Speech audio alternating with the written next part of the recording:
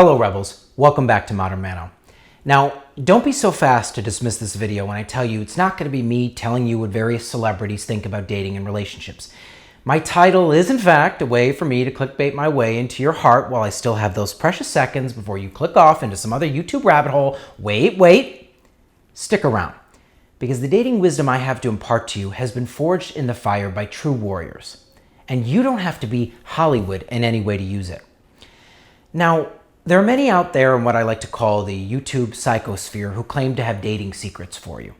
There are many coaches with a lot of different styles and philosophies. There are not, however, coaches who have specific degrees and education for dating or relationships or attraction. Most seem to use the previous work of others, combined with their own personal life experience, to bring you their personally branded strategies for success. And all great coaches, just like all great superheroes, seem to have their own origin story or the transformative events that set them on their journey. So what is the origin story of Chris Mano before he became Modern Mano? For 14 years, I dedicated my time and energy to a career in personal management for actors, helping them achieve their dreams in Hollywood, one of the most competitive industries to have a career in anywhere. Me, as a sensitive and pure young soul, began by working my way up the ladder in the exciting, yet often sometimes terrifying environment of LA's most powerful talent agencies. There, I would work to balance the insane demands of my ruthless talent agent bosses with the often bizarre needs of their big-name actor clients. It was kind of like Entourage, Swimming with Sharks, and Devil Wears Prada all rolled into one. Intense.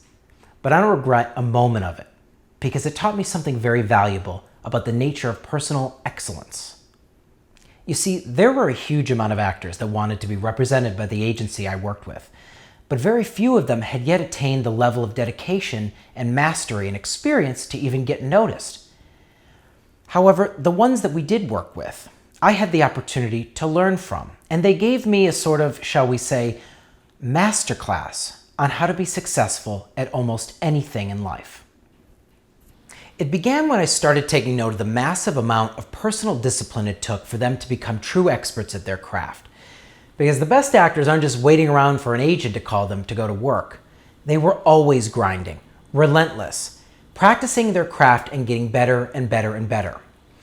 And for the ones who were the very best amongst them, I noticed a quality that took them beyond mastering their craft to actually mastering themselves. These were the ones who could walk into high-pressure audition situations where just a few minutes of knocking it out of the park for casting could land them roles that would change their lives overnight. And through all of it, they would stay calm, cool, and collected, only keeping focus on the things that they knew they could control. I noticed these same individuals also seemed to have cultivated incredibly strong mindsets, which helped them maintain their enthusiasm to achieve their goals, and also protected them from inevitably getting beaten down by the numerous rejections that would come their way. And for actors, those rejections can be cold. You could be rejected for being too tall, too short, for being too handsome, not handsome enough. You can be told in the room that the role is yours, only to be rejected later on when they have second thoughts. I know we're talking about actors right now, but does this sound like anything else we deal with in real life? Ultimately, I learned from these incredible individuals that success comes from keeping yourself operating at peak performance levels at all times, despite all odds. It is about believing in the very best for yourself and being absolutely relentless in holding yourself to that standard.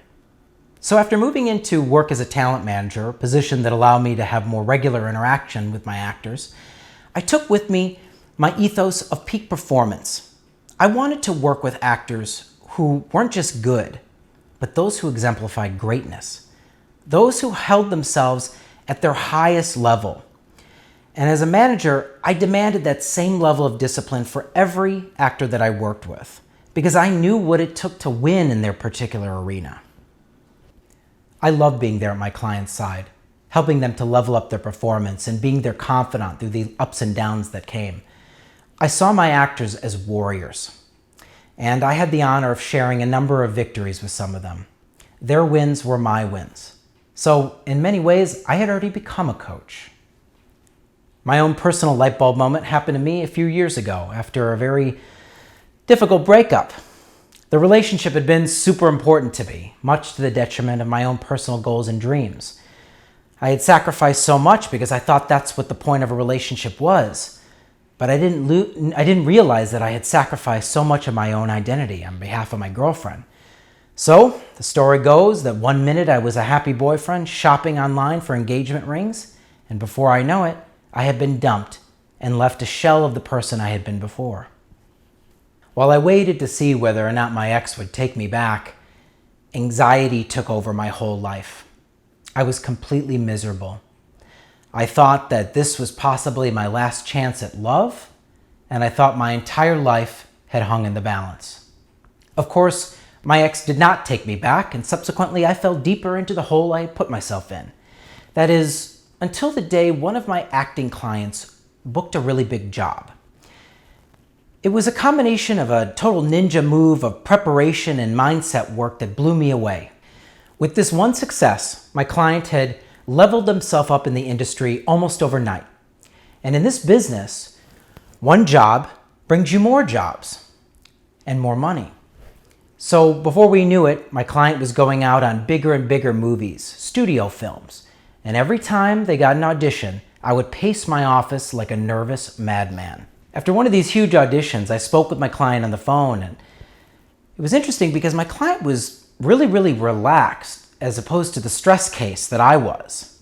So I had to ask them, how exactly do they do it? And the answer, well, it kind of changed my life. My client said, just be like water, dude. With that, I realized that this actor had 10 times more healthy outlook on life than I did. Be like water is actually a quote from the great Bruce Lee. Empty your mind. Be formless, shapeless like water. If you put water into a cup, it becomes the cup. You put water into a bottle, it becomes the bottle. You put it into a teapot, it becomes the teapot. Now, water can flow or it can crash. Be like water. Brilliant. So if water is formless, it can adapt to any form. So when we become too rigid and we try to control the things that we cannot control, often we become overwhelmed and helpless. I realized that this wisdom had guided my client in and out of audition after audition through all these potentially life-changing opportunities. And they kept the stress of it all at bay by simply not focusing on the outcome and just enjoying the process. And guess what? My client found loads of career success this way. And here, I had made myself miserable over the situation with my ex, a situation I couldn't control, and I went to a dark place for a time.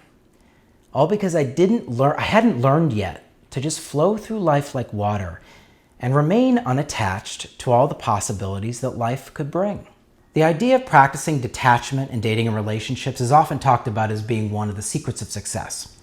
And by detachment, I mean approaching each new romantic possibility with a mind that is firmly rooted in the present and not so much in the future of what might be, especially because we have no power to control anyone else's feelings but our own. When we practice detachment while dating, we find ourselves able to enjoy the moment so much more. We are more ourselves, more alive, when we let go of that necessity to control things and just let the story play itself out as it should. This is what the great actors do when they walk into these life-changing auditions with a mindset that isn't focused on the opinion of others and not concerned with all the different potential outcomes that could result. Instead, they trust themselves, they stay focused on the moment, and actually start to enjoy the process. And if you don't enjoy the process of dating, you might be doing it wrong. The road might not have to be so stressful. Perhaps you're walking through the door more concerned about some imagined outcome than really getting to know the person that you're with. In my experience, the mindset habits of great actors have a lot to teach us about success in dating and relationships. The connections I made in my own life were monumental discoveries for me, and so now I'm inclined to go ahead and spread the word out. When applying the skills of great actors to something like dating relationships, there's one twist. You're the one who's writing the script. You're the one who has to fill in the blanks of the story and identify its driving force. In Screenwriting 101, They call it the super objective. In a script, the super objective is the reason a main character does anything. It's their driving force. It's that thing that's so emotionally powerful to them that they're willing to overcome anything that stands in their way. So what's your super objective? What is it that you feel you've been put on this earth to do? What is your mission and purpose?